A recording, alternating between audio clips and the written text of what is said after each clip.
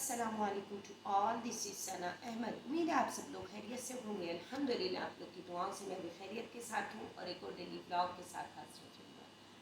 नाज़रीन व हाज़रीन, जैसा कि आपको मालूम है अल्हम्दुलिल्लाह रमज़ानुल मुबारक अपनी इख्तिताम की जानिब है, रमज़ान का महीना। और अल्हम्दुलिल्लाह आज 20वां रोज़ा है और 21वीं शब शुरू हो जाएगी आज रात से, जिसमें लोग एहतिकाफ़ में बैठ जाते हैं। तो थोड़ा सा बयान एहतिकाफ़ के बारे में है उन ख़वातीन व हज़रात का के लिए जो एहतिकाफ़ का एहतमाम करेंगे और आज एहतिकाफ़ में बैठेंगे। तो इंशाअल्लाह अज़्ज़ व जल उम्मीद है आप लोग इस ब्लॉग को ज़रूर देखेंगे, समझेंगे और इन बातों पर अमल करने की कोशिश करेंगे जो मैं आपको बताऊंगी। तो आइए हम अपने ब्लॉग का बाकायदा आगाज़ हस्ब मामूल ताउज़ और तस्मीयत से करते हुए अल्लाह ताला की हम्द व सना सबसे पहले करेंगे। आऊज़ु बिल्लाहि मिनश शैतानिर रजीम, बिस्मिल्लाहिर रहमानिर रहीम। बेशक तमाम तारीफ़ अल्लाह ताला के लिए है जो मालिक सारे जहाँ वालों का, रोज़ी जज़ा का मालिक। हम तेरी ही इबादत करते हैं और तुझसे ही मदद चाहते हैं। हमको सीधा रास्ता चला, रास्ता उनका जिन पर तूने इनाम किया, ना कि उनका जिन पर गज़ब हुआ और ना बहके हुआ। इलाही कबूल फरमा, आमीन सुमा आमीन। जी नाज़रीन नाज़रीन, आज से जो है वो 21वीं जो है ताक़रात, पहली शब क़दर की रात स्टार्ट हो जाएगी। 21, 23, 25, 27, 29 ये 5 ताक़रातें हैं जिनमें हमें शब क़दर को तलाश करना है, क्योंकि ये 1000 महीनों से बेहतर है। इसमें रूहुल अमीन और फरिश्ते हर काम के लिए अपने रब के हुक्म से ज़मीन पर उतरते और ये रात तुलुए सुबह तक सरासर सलामती वाली रात है। तो इस पूरे हम समझें आखिरी अशरे में जो है दोज़ख से निजात, इसमें हमें जो दुआ पढ़नी है सबसे पहले मैं वो आपसे शेयर करूँगी। अल्लाहुम्मा अजिरनी मिनन नार। हम अल्लाह ताला से दुआ कर रहे हैं कि अल्लाह ताला तो हमें दोज़ख की आग से बचा, दोज़ख की आग से महफूज रख। और दूसरा ये कि शब क़दर की जो ये ताक़रातें शुरू होंगी आखिरी अशरे में 21वीं शब, 23वीं, 25वीं, 27वीं, 29वीं, इनमें हमें शब क़दर को तलाश करना है। ये बहुत अफजलियत वाली रातें हैं, ताक़रातें हैं। इसमें इबादत का जो सवाब है वो 1000 महीनों से बेहतर है। तो कौन नहीं चाहेगा कि उसको ये रात मिले। लिहाजा हर एक मुसलमान को चाहिए कि इन ताक़रातों में अल्लाह ताला की भरपूर इबादत करे और अपने आप को इबादत में मशगूल रखें। वो इबादत ज़िक्र इलाही की सूरत में हो सकती है, कुरान पाक की तिलावत की सूरत में हो सकती है, नमाज की अदायगी की सूरत में हो सकती है और एतकाफ़ की सूरत में भी हो सकती है। जी हाँ, एतकाफ़ वो होता है जिसमें हम अल्लाह की खुशनुदी के लिए, अल्लाह को राज़ी रखने के लिए हम अपने वक्त में जो हमारा टाइम गुज़र रहा है, जो हमारे पास हमारा कीमती वक्त है, वो हम अल्लाह ताला के लिए चंद दिनों के लिए मखसूस कर लेते हैं और अपने आप को दुनिया व माफिया से बेखबर करके सिर्फ़ और सिर्फ अल्लाह ताला की रज़ा, उसकी खुशनुदी हासिल करने के लिए उसकी इबादत में मशगूल हो जाते हैं। और एतकाफ़ में बैठने से अगर बस्ती में एक बंदा भी एतकाफ़ में बैठ गया तो तमाम बस्ती वालों के लिए बाइसे सवाब का मौजूद होती है। और दूसरा ये कि अगर कोई पूरी बस्ती में से एतकाफ़ में नहीं बैठता तो ये हम सब के लिए गुनाह का बाइस भी है।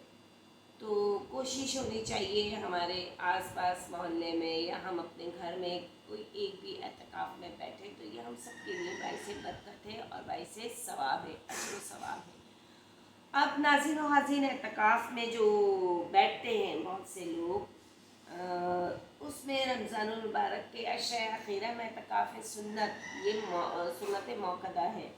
इसके लिए हमें चंद हिदायत पर अमल करना होता है, वो मैं आपसे शेयर करूँगी कि 20 रमज़ानुल मुबारक की तारीख को गुरूब आफ्ताब से ईद का चाँद नज़र आने तक ऐसी मस्जिद में क़याम किया जाए।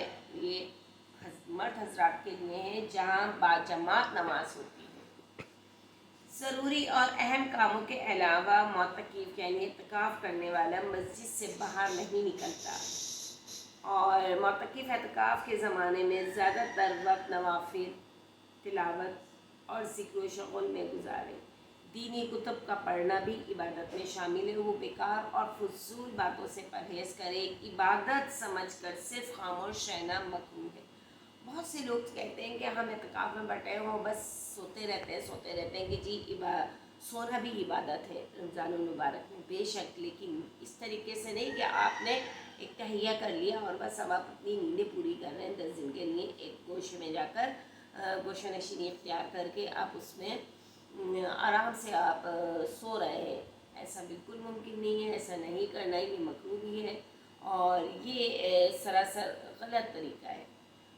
آپ اگر اعتکاف میں بیٹھتے ہیں، خواتین گھر میں اعتکاف میں بیٹھتی ہیں، گھر میں ایک کونے میں پردہ لگا کر ایک چھوٹا سا حجرہ سا بنا کر خواتین اس میں بیٹھتی ہیں، اور بہت سی خواتین کے یہ سوالات ہوتے ہیں کہ ہم اپنے گھر کے اندر ہی بیٹھے ہوئے ہیں تو ہم گھر میں آرام سے چل پھر بھی سکتے ہیں، اپنے بہن بھائیوں سے ملاقات بھی کر سکتے ہیں۔ نہیں، ایسا نہیں ہے، کیونکہ اگر آپ اعتکاف میں بیٹھ گئے تو آپ دوسروں سے تھوڑے تو معتبر ہیں، تھوڑے تو آپ ایک اسپیشل ہیں جو اللہ تعالیٰ نے آپ کو اس چیز کے لیے، اس کام کے لیے مختص کیا ہے، منتخب کیا ہے، چوز کیا ہے، تو پھر ہمیں اس کی عبادت بھی اسی پرجوش طریقے سے کرنی ہے۔ اور جب آپ گوشہ نشینی اختیار کر لیں تو بس اپنے آپ کو اللہ کے لیے وقف کر لیں۔ اللہ تعالیٰ ایسے ایسے انعام و اکرام کی بارش کرتا ہے کہ انسان کا تصور بھی نہیں ہوتا، اس طرف تصور بھی نہیں جاتا۔ تو کوشش کریں اعتکاف کو بہترین طریقے سے، بھرپور طریقے سے ادا کریں، نمازیں پڑھیں، قرآن پاک جتنا تلاوت کر سکتے ہیں کریں، لیکن ترجمے کے ساتھ کریں گے تو اس کا جو ثواب اور زیادہ ہوگا۔ دوسرا یہ کہ آپ اعتکاف میں بیٹھ کر لوگ آپ سے ملاقات کرنے آ سکتے ہیں، لیکن تھوڑی دیر آپ کی خیر خیریت پوچھنے، تھوڑی سی دین کی باتیں، آپ اعتکاف میں بیٹھ کے تھوڑی تبلیغ بھی کر سکتے ہیں۔ آپ دین کی باتیں جو آپ کتابوں میں پڑھ رہے ہیں، قرآن پڑھ رہے ہیں ترجمے کے ساتھ، وہ آپ ایکسپلین کر سکتے ہیں آرام سے بیٹھ کر، یا کوئی بھی اگر آپ فیملی ممبر آپ سے ملنے آتا ہے اعتکاف میں تو آپ اس سے مل کر کچھ دینی باتیں، دینی ذکر فضائل کی باتیں آپ بیان کر سکتے ہیں، اس سے آپ کو بھی اجر و ثواب ہوگا، اور جو آپ سے ملنے آئے گا اس کو بھی اتنا ہی اجر ملے گا، اتنا ہی ثواب ملے گا۔ تو ایک ہی اعتکاف میں بیٹھنے کی ہے، اور ہر عبادت کو، ہر چیز کو جو آپ پڑھ رہے ہیں عبادت سمجھ کر کریں گے تو اس کا جو ثواب ڈبل ہے، اور اگر خاموش رہیں گے تو یہ مکروہ بھی ہے۔ اگر اعتکاف والی مسجد میں جمعے کی نماز نہ ہوتی ہو تو معتکف نماز جمعہ کے لیے دوسری مسجد میں صرف اتنا پہلے جا سکتا ہے کہ سنتیں پڑھ کر خطبہ مسنونہ عربی سن سکے، تاہم اگر جامع مسجد میں اس سے زیادہ کچھ تاخیر ہو جائے تو اعتکاف میں خرابی نہیں آئے گی۔ اعتکاف کی حالت میں غسل جمعہ یا گرمی دور کرنے کے لیے نہانے کو مسجد سے باہر نکلنا بھی جائز نہیں۔ اگر فطری اور شرعی ضرورت کے علاوہ کسی اور کام کے لیے معتکف بھول کر یا قصداً باہر 1 منٹ کے لیے بھی نکل کر چلا گیا تو اس کا اعتکاف ٹوٹ جائے گا اور اس کی قضا واجب ہوگی۔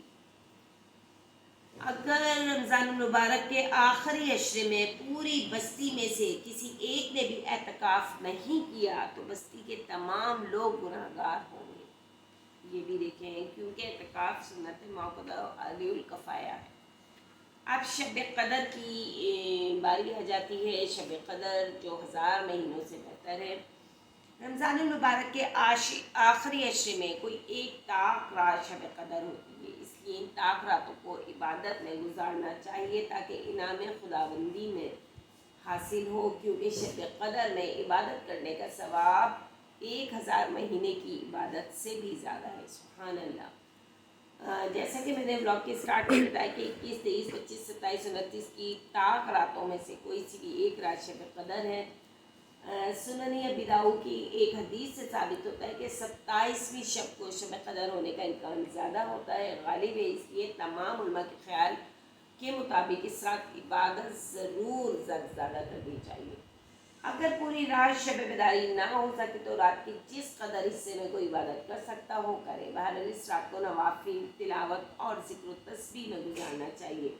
اس قسم کی راتوں کو تقریروں اور جلسوں میں گزارنا نہیں چاہیے، کیونکہ تقریریں تو ہر رات ہو سکتی ہیں اور شب قدر سال میں صرف ایک بار آتی ہے، چنانچہ اسے آپ پوری طریقے سے حاصل کر سکتے ہیں، اور نہیں معلوم کہ آئندہ سال وہ ہمیں ملے گی بھی یا نہیں۔ شب قدر کی بیداری میں اس بات کا خاص خیال رکھا جائے کہ عشاء اور فجر کی نماز باجماعت فوت نہ ہونے پائے، بالخصوص شب بیداری میں فجر کی نماز قضا نہ ہو جائے۔